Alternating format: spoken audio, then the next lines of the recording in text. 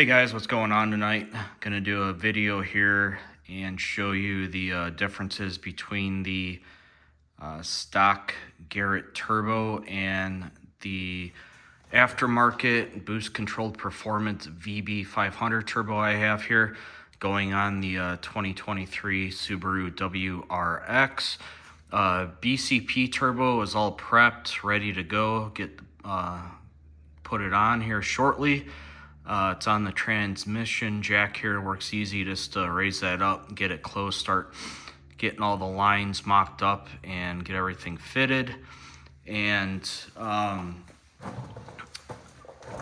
really nice here. It comes with all brand new stainless steel lines, banjos, and hardware. Since I bought this turbo off somebody else, they didn't send the hardware or the banjos it was supposed to come with, so I had to reach out to BCP yesterday, and they overnighted me all new banjo bolts and hardware. Got it this morning, so super quick. I'm glad I got them today so I could get this installed if this doesn't fall off. All right, give me a second here. All right. The only thing I'm gonna have to adjust is this line here where it goes into the banjo. I'm gonna have to tighten that nut once I get it set at the right angle where I want it. This goes up into the engine and connects up there. These two just go into the rubber hoses. I have to trim the rubber hoses, but I'm gonna do that once I get this mocked up and see the length I need to cut off. And these will just go into the ends of the rubber hoses, and then the spring clamps that go on the end of the rubber. As you can see here, this is the turbo inlet from Boost Control Performance here, since I'm going to be using their X Series intake. Got a little bit bigger opening there, a little bit bigger turbo inlet than the Perrin one I was using. As you can see over here, a little bit smaller openings, a little bit bigger there. And just to show you the Perrin one, so it's BCP has this a little bit bigger, so you'll get some more airflow. Boost Control Performance claims, I believe, over 500 horsepower with the correct supporting mods for their turbo, which I have all of that done on the car already. Right now I'm at 405 wheel horsepower, 390 torque. And like I said, I already got a base map from Clark Turner for the E-Tune. So once I get this done, I'll probably go out tomorrow, do some data logging, and that's just on the 91 octane I have to start with first. And then once Clark gets the 91 completed, then I'll move over to the E85 and then complete that. So really excited, get this on and then see what power the car ends up making. And hopefully it stays kind of conservative on the boost. Like I said, I'm not looking to get too crazy on that, because the biggest thing is I don't want to lift the heads on the car. And probably, I don't think it's going to happen this year, maybe next year. Like I said, it's a big project, and I have to take the engine out so I can do some ARP head studs. And this to reinforce that's pretty much the last thing I have to get done on this car to do that. And then, like the video I had last night, I already got the Nostrum high pressure fuel pump installed, so I have enough fueling, and then also for the ethanol content to run. And the gaskets they sent, these are metal, but these are pretty thin. So I was debating on using those now. These are really good, thick metal ones from Overtake USA that I think I got these from Grimspeed when I put the MA Performance downpipe on and then did the Grimspeed headers. So these are a lot thicker gaskets. I'm thinking about just reusing these. They don't really look super worn on either side, so I think I should be all right just to reuse these. I didn't realize how much thinner these were going to be. if I would have known that, I would have ordered just brand new gaskets again from Overtake USA, but can't wait on gaskets now. I got to get this installed, so I'll just reuse these, and then I'll see if there's any leaks or anything like that after I get everything done. Also, on the hardware, got all new studs here. So these black ones go on the for the downpipe side, and then these are nice because they have, it's a 7mm socket you can get on the end of these so that I can get them torqued. I'm glad they came with those because the studs here that originally came, I don't know if these are from the MA Performance or from Grimspeed, but they send these new studs here, but they don't have anything on the end to where you can get a socket or a Torx bit on the end, so you have to use a special stud install tool, which is kind of a pain in the ass. So at least with these, I can just get a socket on the end, get them torqued. So then I got those, and then these other ones here, which, yeah, these ones are going to go on the exhaust on the headers.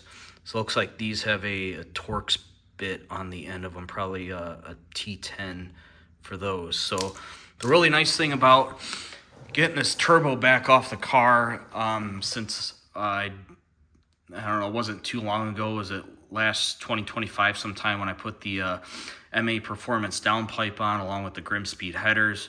So of course, all new studs, all new hardware. I put a bunch of anti-seize on all of that, which I'm going to do again for this. So it made removing all that this super easy this time. Didn't have to fight anything, didn't have anything bound up or nothing snapping off. So that was really nice to get it all back off. And just go over the X Series intake here now from Boost Controlled Performance. I bought two Drycon air filters. These are from AFE Power, and this is the other option that you can get for the their intake. I don't like using the oiled filters. I prefer the Drycon. So I get two of them where I just run one for 6 months, and then I can just swap it out for the clean one, and then the dirty one comes off, clean it, let it dry, and then every 6 months just keep swapping them. Since I'm here in Arizona, there's always lots of dust. And this is the one from ETS with their intake, and you can just see that on the front there. This is about 6 months of use, so I need to clean this. I'm going to resell the ETS intake. And I also like using the ETS Drycon filters as well. Go over the openings on these. So BCP claims their intake's the largest one on the market, which after looking at everything, comparing everything, it looks like that. So you can see the inside of this filter compared to that one. And then also then on the top of this where it goes down in like that as well. So this to give you an idea on the opening, so you can see how much bigger the BCP one is compared to ETS. Pretty good size. And then here are the pieces here that attach to the piping, and then for the air filter, this is the BCP one here, which I already have the piece there installed for AFR.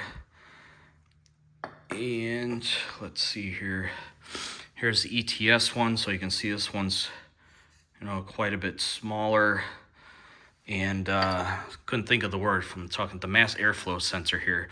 So when I took it out of the ETS one, I used the mass airflow sensor cleaner, cleaned it, put it in this one, and then you can see on this one how much bigger opening that is for the filter.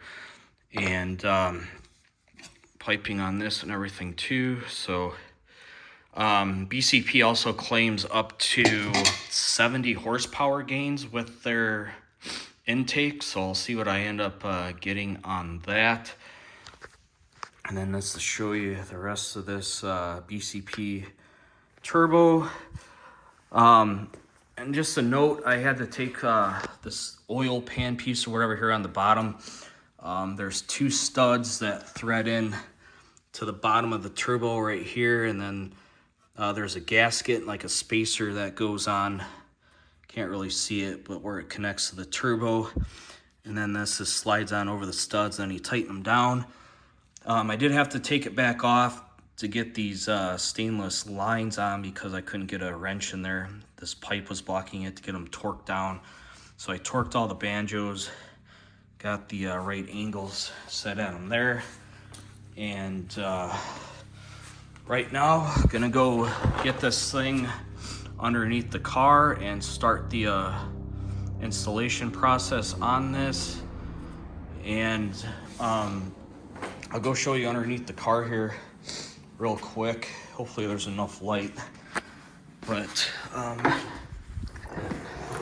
right. So also last night I put some more gold reflective heat tape on the oil pan. I had some spots up here I covered up, and then put some more up here just to help. This line here, you don't do anything. This is for the oil. It goes to the oil feed line on that pan on the bottom of the turbo. And then this one here is the other oil feed line that goes to the pan as well. So nothing's added onto this line. Nothing's cut. Or you can see I have the hose pinchers on here for the coolant line, so it's not leaking all out. So this line here, I'm going to have to cut up a ways, probably somewhere up here. And then I have the other coolant line, if I can show you guys. This one right here. This one goes all the way up here. So this one's going to have to be cut a ways up here. And then the coolant line with that hose barb will just go into the end of this. So once I get the turbo mocked up, I'll see where I need to cut these lines. And then pretty much just start with the turbo support bracket to get that on, just to hold it in place. And then I'll get the down pipe on, get the studs in, gaskets, headers, gaskets, all the studs on that. And the easiest thing to do to remove those, if you have the stock hardware, it's probably going to be a bit tougher to get those out. But the best thing I found is to remove take the nuts off first, then remove the studs. And since mine came out so easy, I didn't have to fight anything. Take all the studs out, and then you can get those turbo support brackets off a lot easier. And then for the headers, you have to take the studs out to get the headers to drop. And then from up on the engine here where they go up here, probably going to put some anti-seize on these. I didn't put any on last time, so I'll probably put a little bit on here for the nuts. Grimspeed has a diagram on the install instructions for their headers too. There's a certain way you have to go to torque each of these nuts down on both sides, be going back and forth to do that. Show you a little bit better video here of the Veris Engineering. Here's the motor mounts I put on last night. So you got a bolt there. And then here's the subframe. So you have to raise the engine up when you jack it up about 6 inches. I can't even see it with the camera here because there's not enough clearance. There's the bolt on the back side of this is above the subframe. So it's real tight to get that wrench in there to tighten that back bolt up. But got it done last night. It was a pain in the ass, but that's done. So I'm kind of curious to see how the 90 Durameter bushings on those stiffen up the engine when I drive it, if there's more NVH, but not too worried about that. Kind of like the extra noises and everything. So gonna go here and get the turbo installed, and then I'll do a follow-up once I get the turbo installed and the intake, and then finish everything. If you have any questions, let me know.